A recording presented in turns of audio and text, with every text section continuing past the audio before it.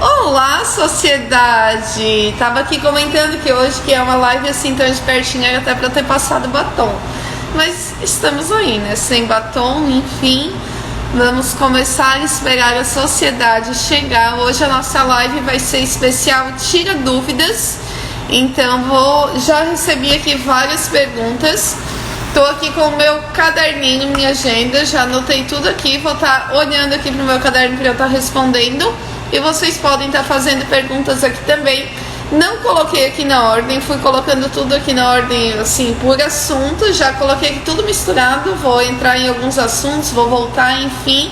Então vocês podem estar perguntando também qualquer coisa sobre qualquer assunto que eu vou estar aqui interagindo com vocês, tá? Vou esperar aqui o pessoal chegar. A Mari, Maiara, vamos lá. Karine, Agostinho entrou, olá. Um oizinho pra vocês, que bom, que bom. Ai, a Maria Oenig, oi Mari, ai, quanto tempo. Mari, tem que vir conhecer o café. A Josi, agora é hora de tirar a dúvida. Deu certo, Josi, para substituir a manteiga já, aliás, para usar a manteiga já testou. A Josi é aluna do curso, ela tinha umas dúvidas, já dei o suporte para ela, espero que tenha dado certo agora a tua receita. Claudiene. Então, gente, hoje a nossa live vai ser muito legal, estou empolgada, é a primeira live Tira Dúvidas que eu tô fazendo. Já anotei aqui algumas perguntas, ainda não testou, Josi? Não, depois tu me conta, acredito que vai dar certo, tá? Então, ó, Vladimir também entrou, e Vlad, ó, aparece sim, Mari. A Josi também de Rio Fortuna tem que aparecer, tem que trazer as filhas dela bem lindas para tomar café. A Joyce, ai Joyce, quanto tempo, é só gente querida. A Andresa de Lauro Miller, da Meme Moda Íntima, também acabou de entrar. Agora, hoje é o dia de vocês aproveitar para tirar as dúvidas de vocês. Sociedade já chegando.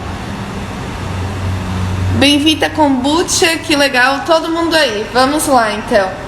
Gente, uma das dúvidas que eu recebi é sobre o açúcar de maçã, o adoçante de maçã, enfim, que é tirar do açúcar lá dessa fruta para adoçar e ele carameliza e é muito bom para usar nas receitas. Então me perguntaram se pode ser utilizado por diabéticos.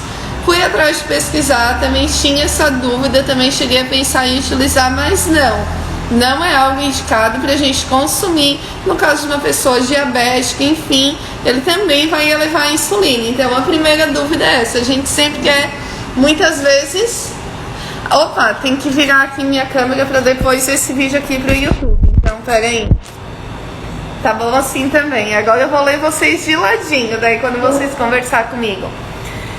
Então uma das dúvidas é essa, porque a gente sempre tenta reduzir ali, muitas vezes nessa pegada principalmente mais saudável, para fazer uma dieta, ou porque tem diabetes, por realmente uma prescrição médica, tenta reduzir o consumo de açúcar, eu tenho que tirar totalmente, mas o açúcar de maçã não é a solução, ele não é indicado nesse caso. E vamos lá, a outra pergunta é: o bolo baixou, por que o bolo baixa? Então assim, ó, existem vários fatores que influenciam nisso. Um dos fatores pode ser a falta de equilíbrio dos ingredientes. Agora não, uma receita boa é uma receita da Flávia, que não era para ter baixado, digamos assim, baixou. O que pode ser? Pode ser que o teu forno, quando você colocou assar o bolo, se ele está em uma temperatura muito alta, quando a gente coloca o nosso bolo para assar, acontecem várias reações químicas ali dentro do forno. Então, se o teu forno está muito quente, teu bolo vai crescer muito rápido, mas porém sem a estrutura que ele precisa para se manter em pé, digamos assim. Então ele vai baixar muitas vezes até mesmo dentro do forno. Outra coisa, se tirou o bolo antes do ponto, antes ele tá pronto, ele também vai baixar, porque a massa não vai ter estrutura ainda para suportar o choque de temperatura, então o bolo vai baixar. Outra coisa que faz o bolo baixar é abrir o forno antes. Ele tem que ter pelo menos assado uns 80% para garantir que ele não vai baixar. esse é um dos motivos também que faz o bolo baixar. Outra coisa que faz o bolo baixar é o excesso de fermento. Eu mesmo, há uns anos atrás, quando eu fazia bolo, ainda mesmo com trigo, eu dizia, nossa, fazer um bolo bem grande hoje, né? Aí exagerava no fermento, aquele bolo lá baixava, dava uma encrenca, enfim, né? Ficava feio que só. Então, sempre respeitar a quantidade de ingredientes quando a gente cria uma receita. Sempre tem um porquê de cada coisa. E é sempre bom, eu sempre incentivo as pessoas a realmente se arriscar, se aventurar na cozinha, mas a gente tem que tem que conhecer também os ingredientes, nem tudo vai dar certo, mas a gente tem que ir testando, tem que ir tentando, realmente é assim que a gente consegue autonomia para estar fazendo as substituições da melhor forma possível na nossa receita. Outra coisa também que faz o bolo baixar é a gente bater muito essa massa. Quando a gente começa a bater o bolo e a gente bate bem ali o açúcar com os ovos, para ele encorpar bastante ar ali nas claras e para ele crescer, essa etapa é bem importante. Eu sempre digo, não tenha pressa, deixa bater bem, porque é um creme bem fofo, bem aerado, que é isso que vai garantir nosso bolo bem fofinho. Porém, se depois que a gente acrescenta a farinha, a gente bate excessivamente esse bolo, sempre tem que bater bem para deixar homogêneo depois que a gente acrescenta a farinha. Mas se bater de forma excessiva, se for demais, vai perder essa aeração. Nosso bolo também vai baixar, porque daí vai perder aquela aeração das claras em neve. Aquele ar que a gente incorporou ali nas claras não vai mais existir, então a gente vai fazer nosso bolo baixar. Então esses são um dos cuidados para a gente garantir. Ficar atento à temperatura do forno, não pode ser muito alta a temperatura do forno, não pode abrir antes de pelo menos ele ter assado uns 80% a receita, não pode exagerar no fermento, não pode bater demais a farinha. Então esses cuidados que eu falei aqui são os principais cuidados que vocês têm que ter, além do equilíbrio dos ingredientes para a receita de vocês não baixar, tá? Agora, se é uma receita boa, enfim, que é para dar certo, que já fizeram outras vezes, deu certo, tem que ficar atento a esses outros fatores para ver o que pode ser o erro. Outra coisa que também me perguntaram, o bolo solado. Principalmente muita gente deixa o bolo solado quando é um bolo de cenoura. Então assim, a quantidade adequada de cenoura tem uma proporção para o bolo dar certo. Então essa quantidade de cenoura é importante, bater bem a cenoura, mas a pessoa não deixou especificado se era um bolo de cenoura. Então assim, qualquer bolo, para ele não ficar solado, se a temperatura do forno estiver baixa, as reações químicas que acontecem ali no momento que a gente está assando o bolo vão acontecer muito devagar. E antes desse bolo crescer, ficar bonito, a parte mais leve da receita, que é o amido ali das farinhas que a gente utiliza, ele vai decantar. Então ali vai nascer o bolo solado. Então a temperatura ideal para assar os bolos geralmente é 180 graus, tá? Ela varia de 160 a 180, porque essa é a temperatura que o açúcar carameliza e dá umidade para a massa. Enfim, isso aqui perguntam também sobre açúcares, vou estar explicando sobre isso também. Outra pergunta, deixa eu ver, alguém me perguntou alguma coisa aqui de repente que eu não vi? Outra pergunta é o pão seco. Quando o pão fica seco? Naquela super aula das farinhas, eu expliquei a importância da gente estar utilizando farinhas com proteína em pão. Então, se a tua receita de pão não tem uma farinha de quinoa, não tem farinha de grão de bico, de lentilha, de todas as farinhas ali mais proteicas, se não tem nenhuma, substitui um pouco de repente da farinha de arroz, ou se vai muito polvilho azedo, que a tendência, só se for uma farinha muito errada, porque o polvilho azedo a gente utiliza no pão para ele fazer uma casquinha, mas é para ser uma casquinha leve. Então, se o teu pão é muito cascudo, reduz o polvilho azedo. Diz que é um pão bem macio. É muito importante utilizar farinhas com proteína. Vai utilizar a farinha de arroz, que é a nossa farinha de base, mas tem que ter também uma farinha proteica, como a farinha de grão de bico, por exemplo, farinha de painço, farinhas de lentilha, que são farinhas com bastante proteína. Isso vai trazer a maciez, a elasticidade daquela massa, daquele aspecto do pão bem gostoso. Se eu tivesse com pão aqui na mão, eu já ia apertar meu pão aqui para fazer inveja no povo. Ele fica bem macio. Outras farinhas também que pode estar utilizando para esse pão ele ficar mais leve é a fécula de batata, o amido de milho, vai trazer leveza também, certo? Então essas são as principais dicas para os pães ficarem macios. Claro, o tempo de forno também tem que ter cuidado, mas falando de farinha, é sempre importante ter uma farinha proteica. Ô amor, alcança uma água para mim, um copo, por gentileza. Vou tomar uma aguinha porque eu tô falando. Vamos lá, outra coisa. Como é que vai utilizar o adoçante? O adoçante, a função do açúcar é a primeira coisa que a gente tem que entender, que a função do açúcar não é apenas adoçar. O açúcar ele traz umidade para nossa receita, ele muda, além da umidade, deixa eu tomar minha água aqui. O açúcar ele traz umidade para nossa receita, certo? Deixa eu tomar minha água primeiro, gente. Calma aí. Tô atacada aqui. Água com gás é um caminho sem volta. Eu achava que eu nunca ia tomar e hoje eu não vivo sem. Aqui, ó. O adoçante. A função do açúcar não é só adoçar. Além de adoçar, ele vai trazer umidade para a massa, ele vai caramelizar. E ele vai trazer uma textura muito especial para nossa receita. Vai ajudar o nosso bolo a não ficar ressecado. Tudo isso faz parte da função do açúcar. Aí quando eu me incluo nisso, a gente quer reduzir a quantidade de açúcar, quer usar adoçante, porque eu também gosto de diminuir o carboidrato, diminuir o açúcar que eu consumo. Vou dizer para vocês que é muito mais fácil comer menos bolo, comer menos açúcar em si, do que substituir o açúcar pelo adoçante totalmente. Porque o açúcar ele traz toda aquela textura maravilhosa para nossa receita. Mas se a gente optar por utilizar o xilitol, por exemplo, a gente tem que aumentar de 10 a 15% a quantidade de gordura e ovos para nossa massa não ressecar, tá? Então assim, a gente tenta sempre fazer uma receita mais saudável, uma receita sem açúcar, um bolo, mas assim, é muito nítido a diferença que faz, assim, ó, tem que ter todo um jogo de cintura, não é só pega um, substitui pelo outro. Eu também penso que deixar ele exatamente na mesma proporção que o açúcar, dependendo do paladar, pode estranhar, então às vezes eu até tiro um pouquinho menos. Se é uma xícara de açúcar, eu uso talvez 3/4, um pouquinho mais, para não chego a usar uma xícara inteira de xilitol, por exemplo. Então assim, a gente tem que ter esses cuidados. Alguém me perguntou aqui sobre bolo de milho, e daí eu aqui, cadê a pergunta? Gente, quem perguntou aqui de bolo de milho, eu tava falando aqui na hora, eu não respondi.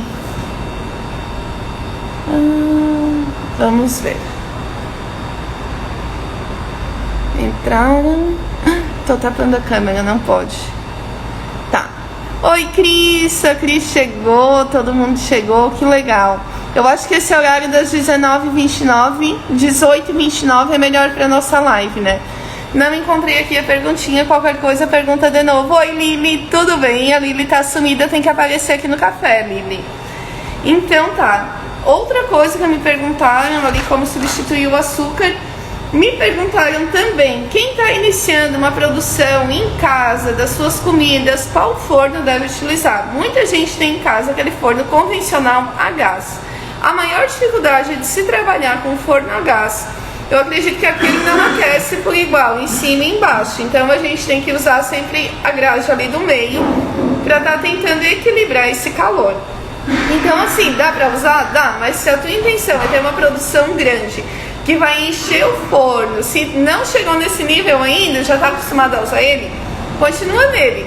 Mas eu indico um forno elétrico que ele tem a distribuição de calor em cima e embaixo igual, tá? Então a dificuldade do forno a gás para mim é essa.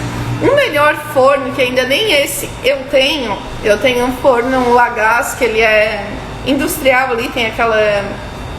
ali, gira, Esqueci, gente. Tem o vapor e tem outro negocinho ali que fica rodando. Enfim, para distribuir o calor, esse ali é legal. Mas ainda assim, um forno elétrico, antes de... sem pensar no industrial, mas um forno elétrico, ele atende bem. Antes de abrir o café, olha, já tinha vendido algum bolo e pão, cookies, tudo, brownie, e fazia tudo no forno elétrico. Ele tinha distribuição de calor igual em cima e embaixo. E a gente sempre tem que estar atento. Até peguei aqui, ó, pra mostrar pra vocês, pra medir a temperatura. Se os teus bolos, pães, as receitas não dão certo, queima, fica cru, investe num termômetro desse, que ele é digital, e daí pra estar medindo, acompanhando, ver se vai estar 180 graus ali o teu forno, 160, enfim, porque às vezes vai precisar aumentar ou diminuir.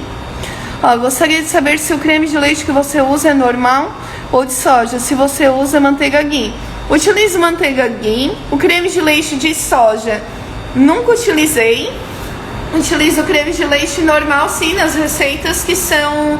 Em algumas receitas eu utilizo creme de leite normal. Em outras receitas, daí eu não utilizo. Manteiga ghee eu utilizo, dá pra utilizar ela tranquilamente, é muito boa. Gosto da manteiga ghee, gosto da manteiga tradicional também. A manteiga ghee, a diferença o maior benefício da manteiga ghee é para quem tem a intolerância à lactose, que daí pode estar consumindo. Aqui, ó. Bolo de milho tem que pôr outra farinha junto? O meu sempre sola. Não sei outra farinha qual. Que tipo de farinha você já usa, Lili? Oi, Zelma, boa noite. Todo mundo entrando, galera animada, que legal. Nossa, estou muito feliz com essa live. Estou muito, muito, muito feliz. Eu acho que eu devo fazer. Se vocês estão gostando, vocês me avisem que eu vou fazer mais, porque eu estou adorando esse formato aqui de ficar tirando as dúvidas. É muito legal, tá? Então estou empolgada. Lili, depois me diz ali, eu não sei qual é a outra farinha que você usa. No meu bolo de milho, eu uso coco ralado e fubá, mas é muito importante se atentar à qualidade da farinha de milho, faz toda a diferença. Oi, Tarsi. Uma farinha de fubá fina, tá? Uma farinha de fubá fina. Eu nem sei o nome da marca, meu pai traz lá do oeste e volta e meia eu tenho uma pra vender aqui, que é uma farinha bem fininha, tá? Então fica tudo bem maravilhoso. Amor, abre aqui, fazendo favor, recebe a mercadoria. Então, é isso. Outra coisa, agora chegou o fornecedor aqui, eu até perdi um pouco a concentração, vamos lá. Então, essas são as farinhas que eu utilizo. O melhor forno para assar os alimentos sem glúten, forno comum, de casa ou elétrico? Não, pelo fato de ser sem glúten, não vai mudar, tá? A temperatura para assar é 180 graus.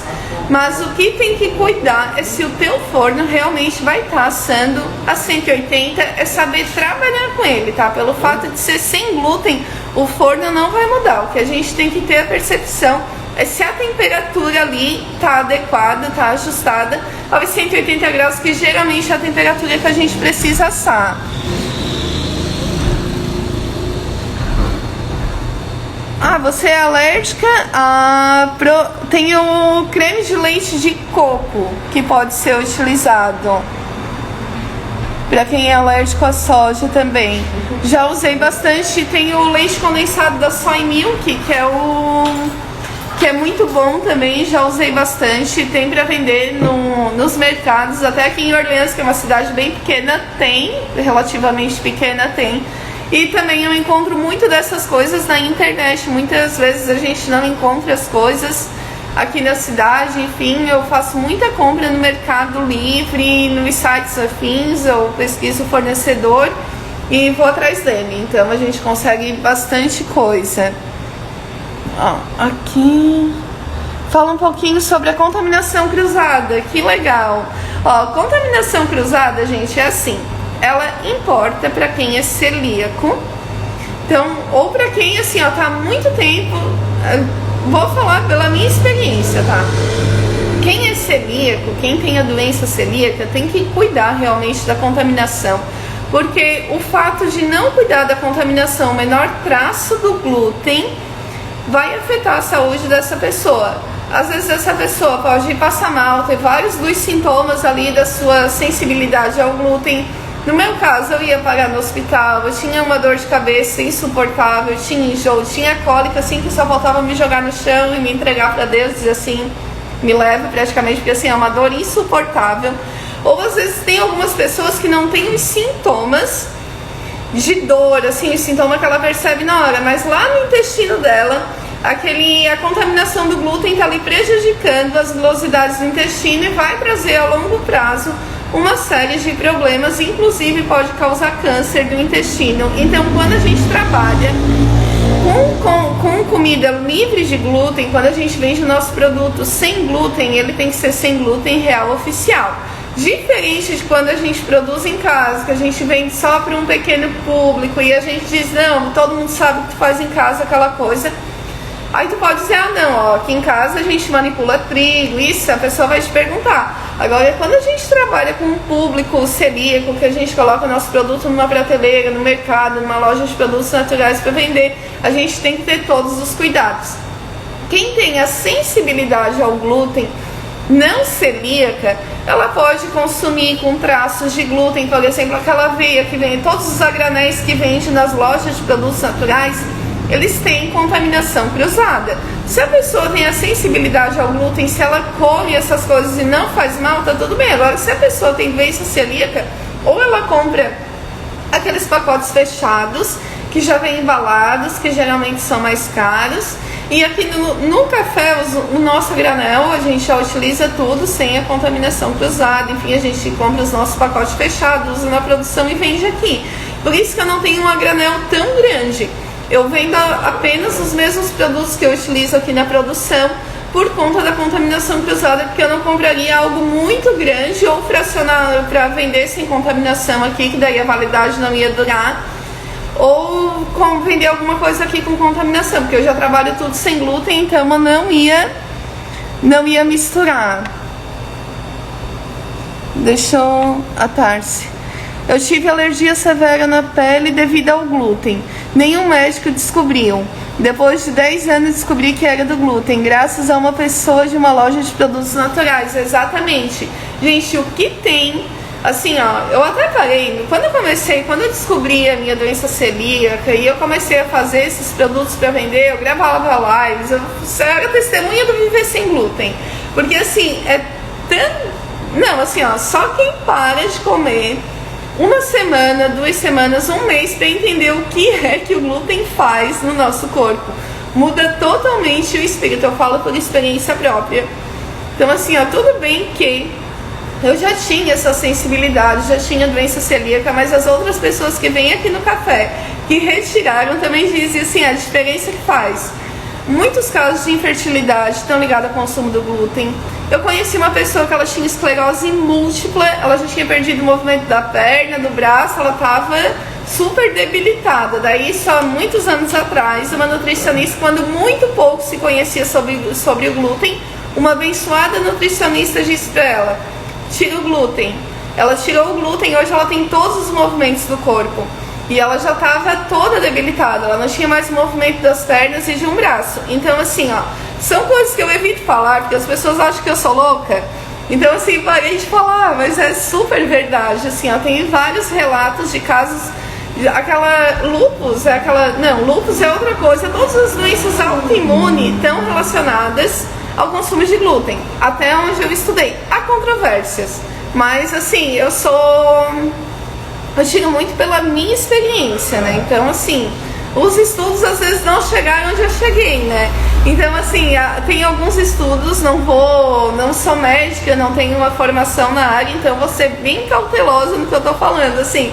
Mas falando de casos de pessoas que eu conheço, lúpus, esclerose, infertilidade, várias outras coisas, gente. Quando dá aquelas manchas brancas na pele, também, enfim, tem uma infinidade de coisas que estão relacionadas ao consumo de glúten.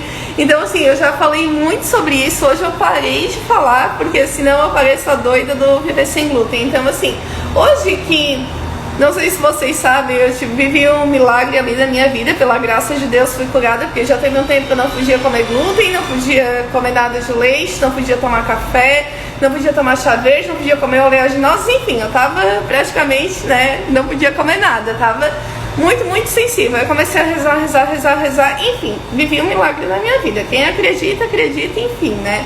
Vivi um milagre.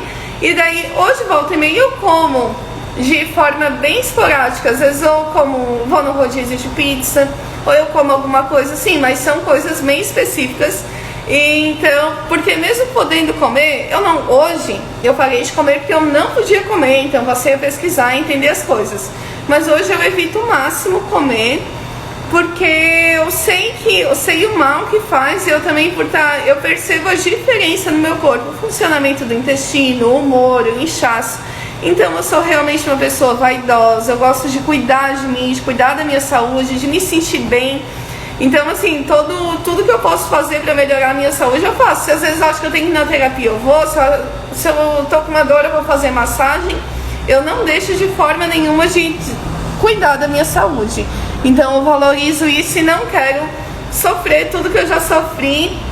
Na época que eu comia glúten, aquele enjoo, aquele mal-estar, eu não tinha um dia que eu realmente estava bem. Quando eu parei de comer glúten, eu disse assim, porque daí eu fiz o teste, né? Na primeira semana eu disse assim, nossa, mas não vai me fazer falta nenhuma, porque foi um bem-estar tão grande, eu não sabia na vida o que era me sentir bem, até parar de comer glúten. Então, assim, é algo que eu me acostumei a ficar sem e gosto e realmente não faz falta pra mim. Ó, como posso tornar a receita... Só um pouquinho, deixa eu me virar aqui. Como posso tornar a receita de pipoca em uma receita saudável, sem lactose ou proteína do leite? Mas a pipoca, ela já não tem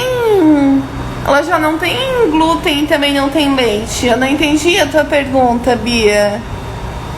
Como posso tornar a receita de pipoca em uma receita saudável? É porque assim, a pipoca em si, ela já não tem. Agora, se estiver falando de uma pipoca gourmet, digamos assim, existem chocolates veganos. Então compre um chocolate, como eu faço a minha aqui de chocolate branco com leite ninho, você pode comprar um chocolate sem a proteína do leite, e daí na receita ali onde vai o chocolate branco, usa o teu chocolate vegano, e no lugar do leite ninho usa leite de coco em pó. É isso que eu faria.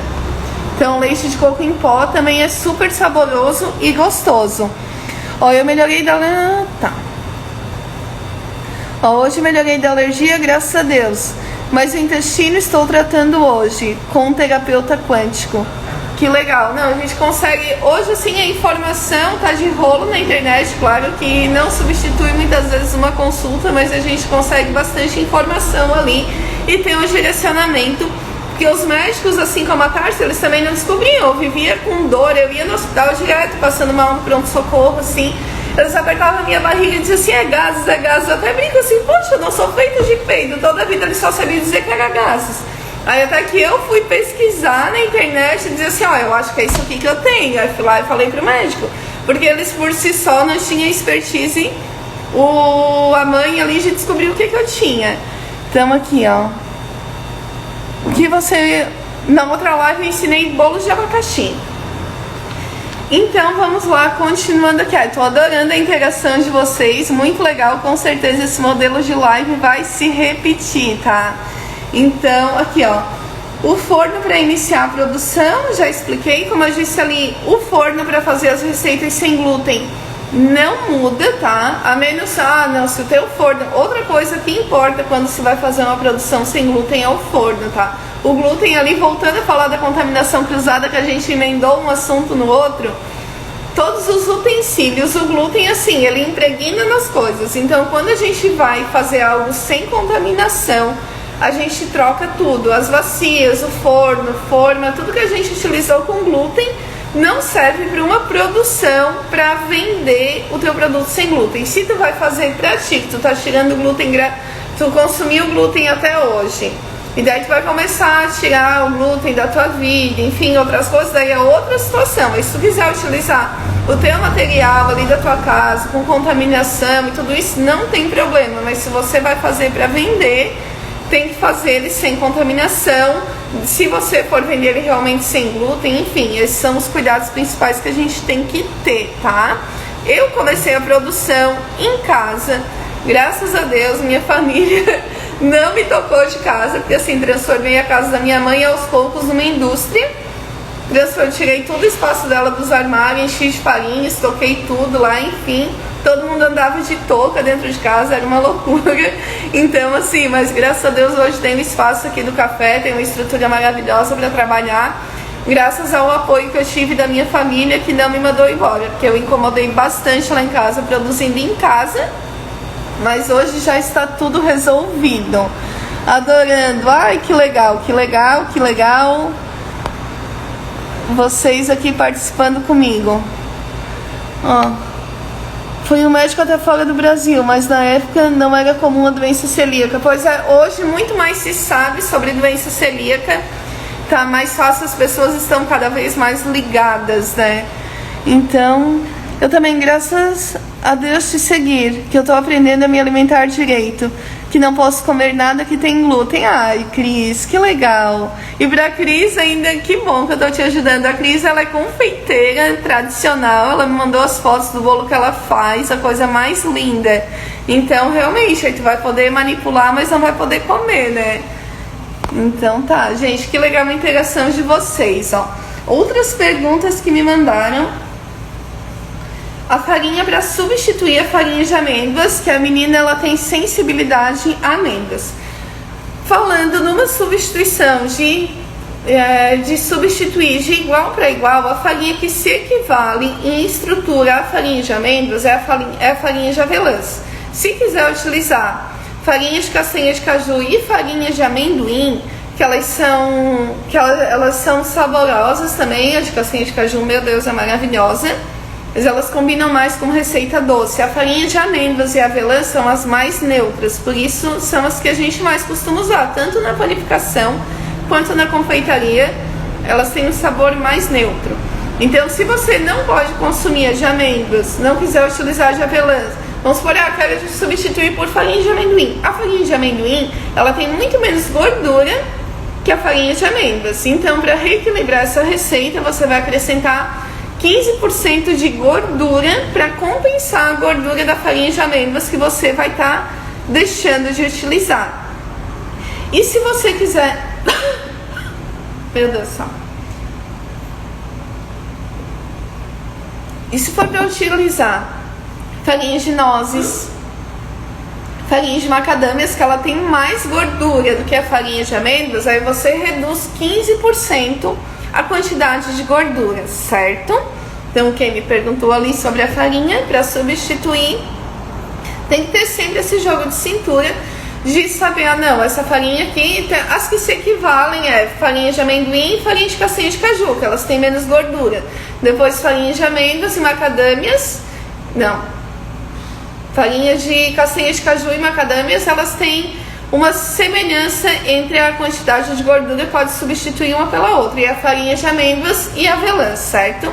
Fora isso, tem que reequilibrar ali a quantidade de gordura da receita. Outra pergunta aqui que me fizeram. Tcharam! Ah tá, o bico que eu utilizo para fazer minhas tortas, aquelas que eu faço ali com a gota bem grande, é o bico perlê.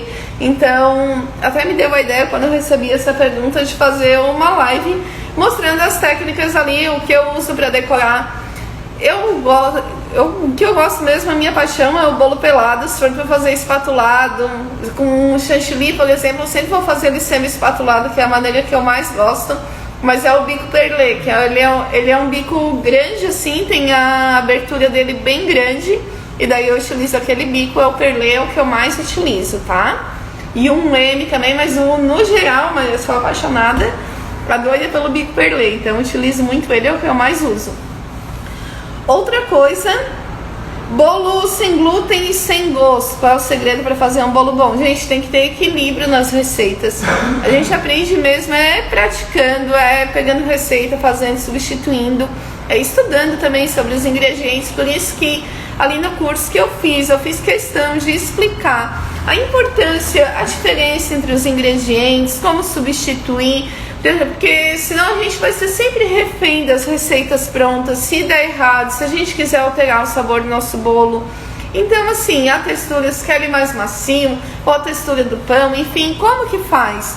Então, a massa está se quebrando, eu não consigo esticar a minha massa de pizza, Enfim, essas coisas. Por isso que no curso eu fiz questão de explicar essas coisas que eu aprendi ao longo do tempo, errando, aprendendo, jogando horrores de ingredientes na lata do lixo.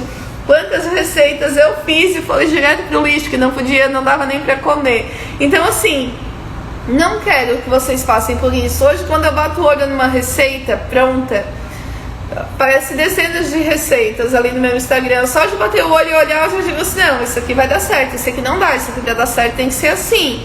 Então, mas isso é prática. Então assim, se vocês querem entender a fundo, tipo assim, ó, estuda sobre os ingredientes, entenda a diferença e principalmente mãos na massa, é onde a gente mais vai aprender, é ali no nosso laboratório, que é a nossa cozinha, que ali a gente vai conseguir entender. Então assim, a tua receita de bolo fica sem sabor, falta equilíbrio entre os ingredientes, falta alguma coisa, fica seca, não tem algo de errado na composição. Tem que entender, tem que olhar, analisar a tua receita, entender, estudar cada ingrediente, a função, o que tem a mais, o que tem a menos. Se tu acha que tá seco, se tu acha que tá sem sabor, de repente falta açúcar, falta fruta, falta, entende? Às vezes falta um ovo, essas coisas. O tipo de farinha que tá utilizando. Por exemplo, mano, se tu faz um bolo só com farinha de arroz, não dá certo, sabe? Não é pra dar certo. Tipo, aquele dia lá eu fiz o bolo com vocês na semana retrasada, foi excelente, recebi vários feedbacks de gente que se apaixonou por aquele bolo, que a banana não afunda e tal coisa. Ele faz só farinha de arroz integral, mas tem outros ingredientes ali pra compensar. Então assim, dá certo. Tem que ter muito jogo de cintura, tá? Isso é muito feeling, é quando não só a gente entende a teoria, a gente vai entendendo aos poucos, tá? Então, é isso que acontece. Tem que entender a tua receita. Como deixar o bolo mais fofinho? A mesma coisa, equilíbrio entre os ingredientes. Não dispenso no bolo.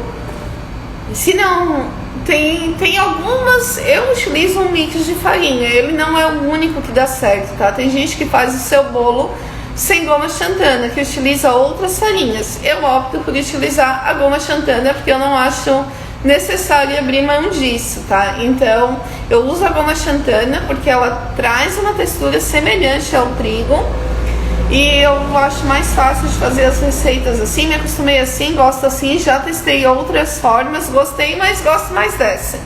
Então, utiliza farinha de arroz, amido de milho, fécula de batata, goma xantana, dá uma misturada ali. Não vou passar o mix, porque o mix é conteúdo do curso, então não seria justo eu dar de graça algo que eu tô vendendo para as outras pessoas, tá? Então não vou dar a receita do mix, mas utiliza assim que vai dar certo. Tem que ir fazendo uma mistura, aí tu vai adaptando, tu vai sentindo. Farinha de...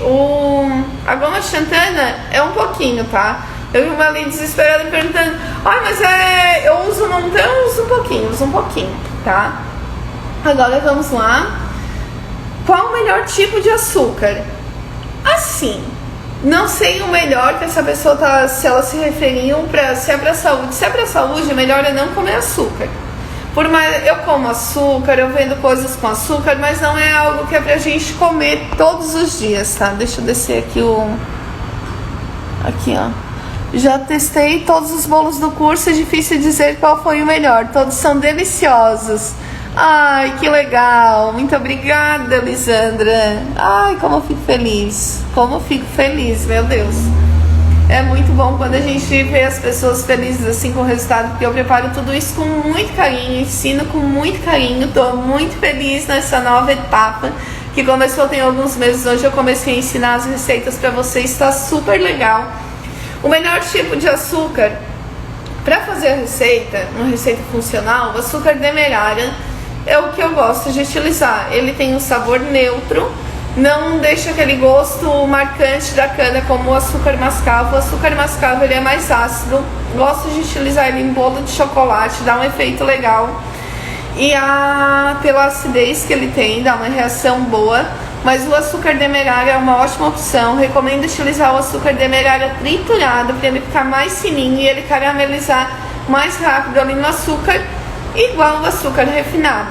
Agora, o que muda do açúcar refinado para o açúcar demerara e os outros? Todos eles são açúcar, tá? Nenhum deles vai fazer bem. Tem um pouco mais de nutrientes? Tem, mas gente, quando a gente come açúcar, A gente busca o açúcar, o doce, buscando aquele prazer do momento de comer. Então, se a gente quer nutrientes, a gente vai comer pera, maçã, alface, banana, é ali que a gente realmente vai ter nutrientes. A quantidade de nutrientes que a gente encontra no açúcar mascavo, no açúcar demerara, é mínimo comparado a uma fruta, que vai ter muito mais nutrientes. O açúcar realmente a gente come, o doce, é para ser prazeroso. Como eu disse mais cedo, é mais fácil a gente reduzir a quantidade de doce que a gente come quando a gente quer cuidar da nossa saúde, quando a gente quer ter equilíbrio.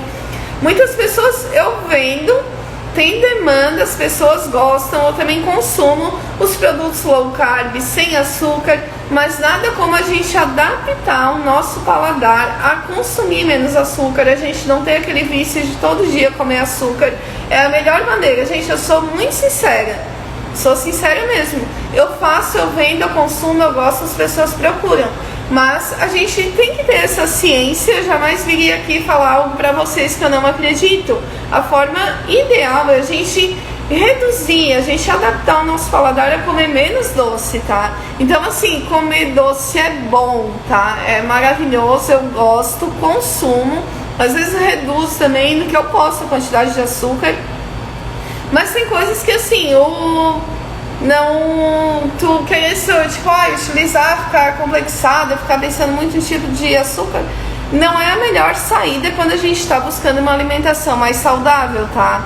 A melhor maneira mesmo, como eu disse, é a gente, se a gente quer nutrientes, a gente vai ali e come uma fruta, no momento da gente comer um doce, é pra gente realmente buscar aquele momento de satisfação, às vezes é um momento de comemoração, um momento de lazer, então não é hora da gente estar pensando exatamente nos nutrientes. Cada coisa tem o seu momento, não. Enfim, em resumo, é isso.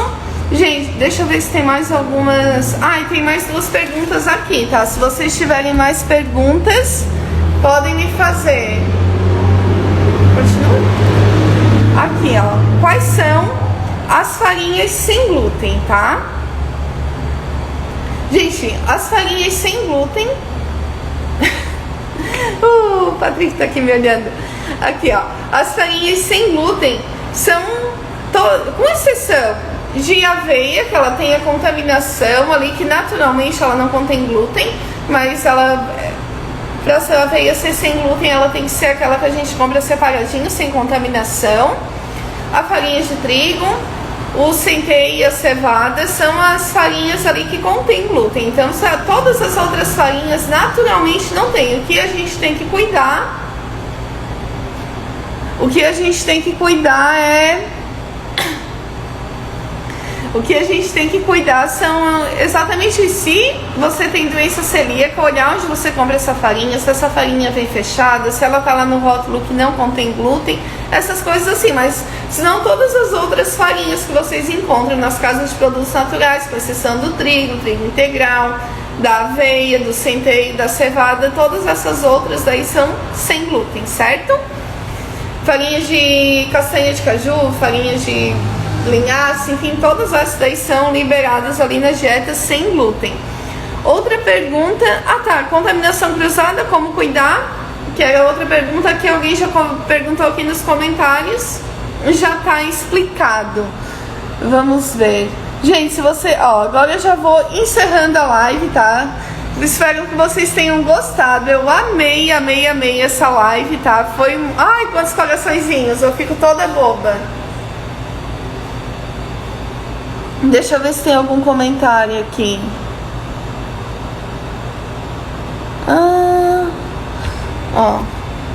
Já testei todos os bolos do curso, difícil dizer. Esse ali eu já li, que os bolos do curso são maravilhosos. Então tá, acho que eu já li todos os comentários aqui, gente. Tantos coraçõezinhos, estou super feliz, tá?